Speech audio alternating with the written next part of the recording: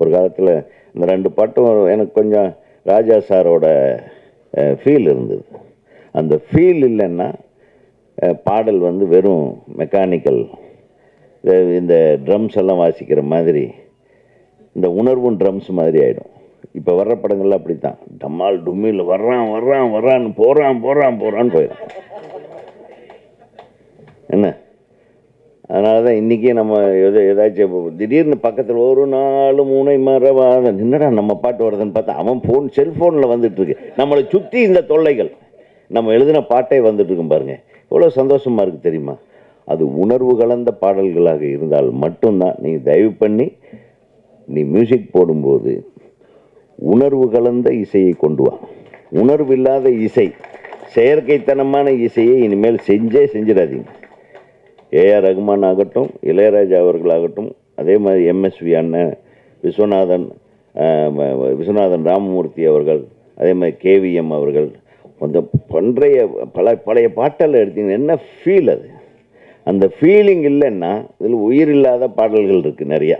இன்றைக்கி வரதெல்லாம் உயிர் இல்லாத பாடல்கள். சும்மா போட்ட உடனே நங்கு நாடி நரம்பெல்லாம் இழுத்துக்கிட்டு ஜவுக்குன்னு இழுப்பானுங்க. அதோட கட்டு திருப்பி வீட்டுக்கு வந்து படுத்து தூங்கிடுவாங்க. அதனால் ஒரு மனித உணர்வுகளுக்கு உண்டான இசையை அது கொடுத்தாதான் வந்து அதில் வரிகள் வந்து அழகாக விழும்.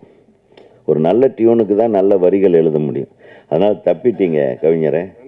ஒரு நல்ல மியூசிக் டைரக்டர்னால நீங்கள் தப்புனீங்க, ஆனால் புகுந்து விளையாடிட்டீங்க. வீட்டில் எல்லாம் கேட்டாங்களா? இல்லை கசகசான்னு கொஞ்சம் எழுதியிருந்தீங்களா, அதனால் கேட்டேன்.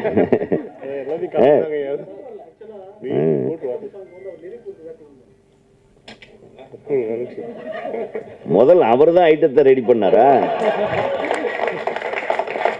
இவர் பண்ண ஐட்டத்துக்கு அவர் வெயிட் கொடுத்துருக்காரு பாருங்க. அப்புறம் அந்த ஐட்டத்தை யார் செலக்ட் பண்ணாங்க? அது டைரக்டரா, ப்ரொடியூசர்? காலங்காத்தால் 5 மணிலேருந்து இதுதான் வேலையா உங்களுக்கு? ஆக மிக சிறப்பாக ஒத்துமையாக எல்லா விஷயத்திலையும் ஒன்று சேர்ந்து எல்லாம் வேலை செஞ்சுருக்கீங்கன்னு தெரியுது. தமிழ்நாடு திரைப்பட இயக்குநர்கள் சங்கத்தின் சார்பாக உங்களுக்கும் இயக்குனருக்கும், அனைத்து தொழில்நுட்ப கலைஞர்களுக்கும், அனைத்து உதவி இயக்குநர்களுக்கும், அனைத்து நடிகர் நடிகைகளுக்கும் தமிழ்நாடு திரைப்பட இயக்குனர் சங்கத்தின் சார்பாக எனது மனமார்ந்த வாழ்த்துக்களை தெரிவித்து விடைபெறுகிறேன். நன்றி, வணக்கம். செய்திகளை உடனுக்குடனும் துல்லியமாகவும் தெரிந்து கொள்ள சப்ஸ்கிரைப் பண்ணுங்க.